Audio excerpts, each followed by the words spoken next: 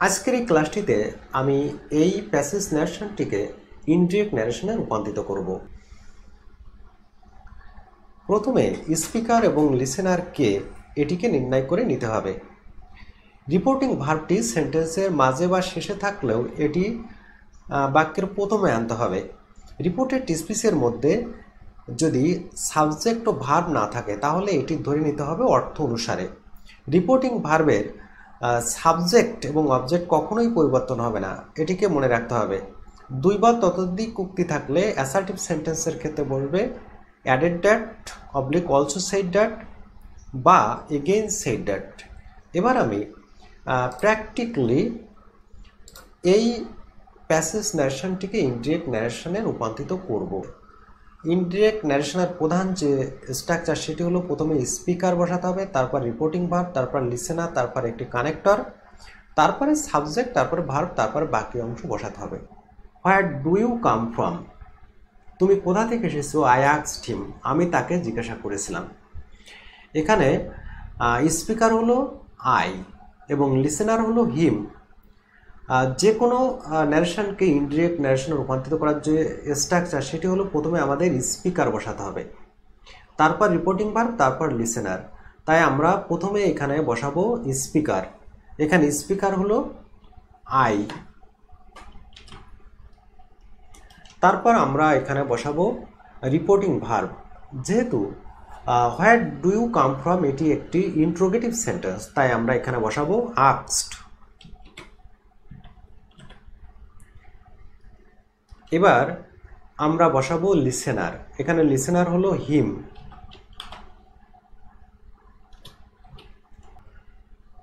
এবার আমরা সেন্টেন্সের দুটি অংশের মাঝে একটি কানেক্টর বসাবো।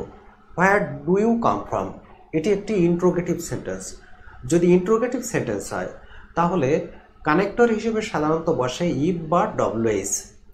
যেহেতু এখানে ডব্লিউএইচ রয়েছে তাই এখানে ইফ বসবে না, আমাদেরকে ডব্লিউএইচকেই বসাতে হবে। তাই আমরা এখানে বসাবো হোয়ার। ইন্ট্রোগেটিভ সেন্টেন্সকে ইনডিরেক্ট ন্যারেশনে রূপান্তরিত করার সময় সেন্টেন্সটিকে অ্যাসার্টিভ করতে হবে, তাই আমরা এখানে ডু এই শব্দটিকে আমরা এখান থেকে উঠিয়ে দেব। আমরা এবার পার্সন পরিবর্তন করব। You second person. Second person পরিবর্তন হয় রিপোর্টিং ভার্বের অবজেক্ট অনুসারে। ইউ এখানে সাবজেক্ট হিসেবে রয়েছে, তাই আমরা রিপোর্টিং ভার্বের যে অবজেক্ট হিম এর সাবজেক্টিভ ফর্ম বসাবো, তাই আমরা এখানে বসাবো হি। এবার আমরা ভার্বকে পরিবর্তন করব। ভার্ব এখানে রয়েছে কাম, তাই আমরা এখানে বসাবো কেম ফ্রম।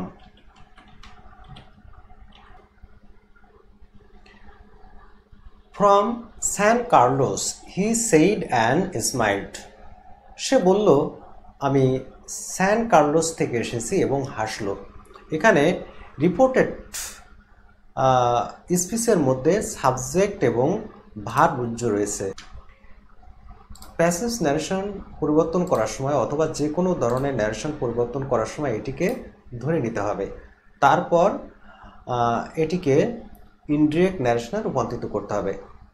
রিপোর্টিং ভার্বের সাথে যদি অন্য কোনো ভার্ব দেয়া থাকে বা অন্য কোনো ফ্রেজ দেয়া থাকে তাহলে সেটিকে প্রথমে লিখে নিতে হবে। এখানে রয়েছে হি সেইড অ্যান্ড স্মাইল্ড, এখানে একটি অতিরিক্ত ভার্ব রয়েছে স্মাইল্ড, তাই আমরা এই ভার্বটিকে প্রথমে লিখব।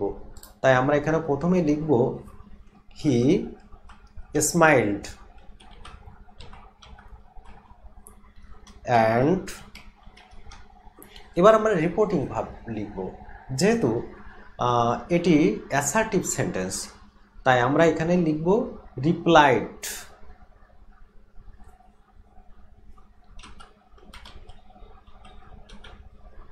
That he came from San Carlos.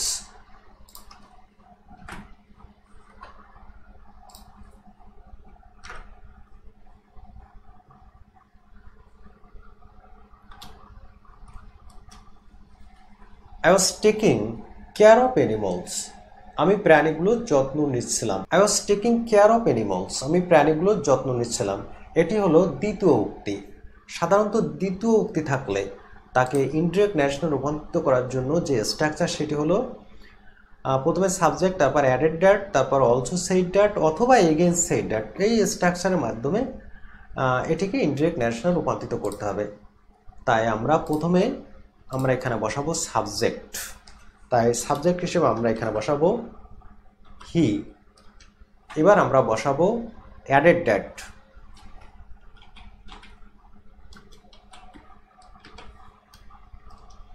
এবার আমরা পার্সন পরিবর্তন করব। এখানে পার্সন রয়েছে আই। যেহেতু এটি ফার্স্ট পার্সন তাই এটিকে পরিবর্তন করতে হবে সাবজেক্ট অনুসারে। তাই আমরা এখানে বসাবো হি।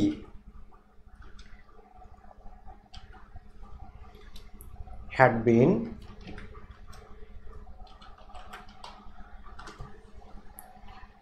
taking care of animals.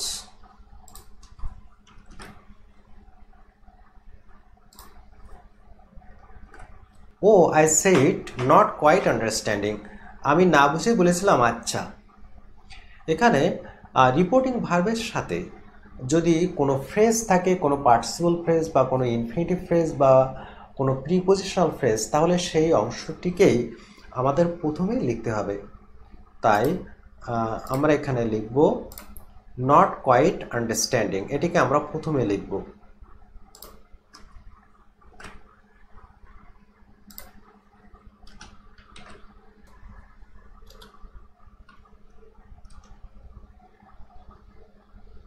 এবার আমি এখানে লিখব স্পিকার বা সাবজেক্ট আই।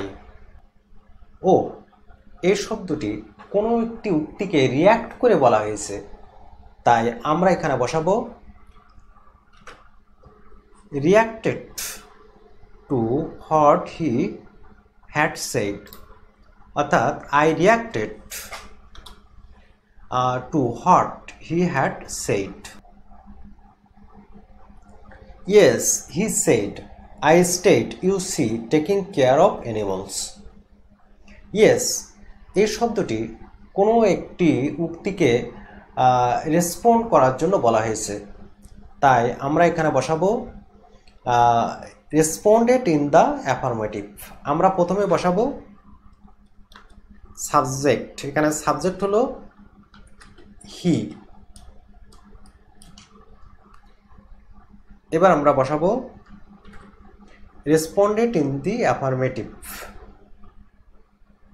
এবার আমরা একটি কানেক্টর বসাবো। এখানে কানেক্টর হলো দ্যাট।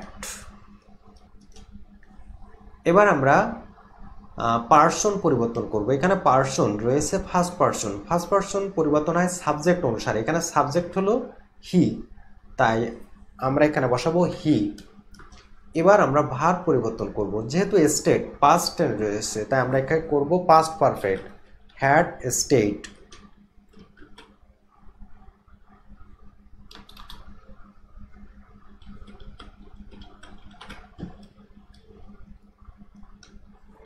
এবার আমরা বসাবো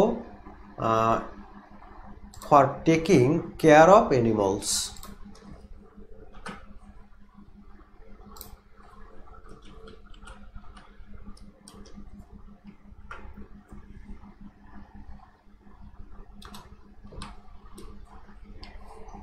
I was the last one to leave the town of San Carlos. আমি ছিলাম শেষ ব্যক্তি যে সান কার্লোস শহরকে ত্যাগ করেছিল। এখানে I was the last one to leave the town of San Carlos, এটি হলো দ্বিতীয় উক্তি, তাই আমরা এখানে বসাবো প্রথমে স্পিকার হি। এবার আমরা এখানে বসাবো অলসো said that।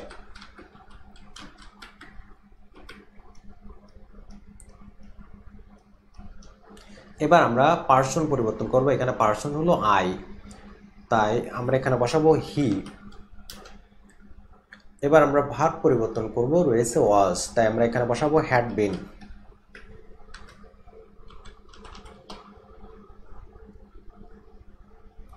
এবার আমরা বাকি অংশটি বসাবো।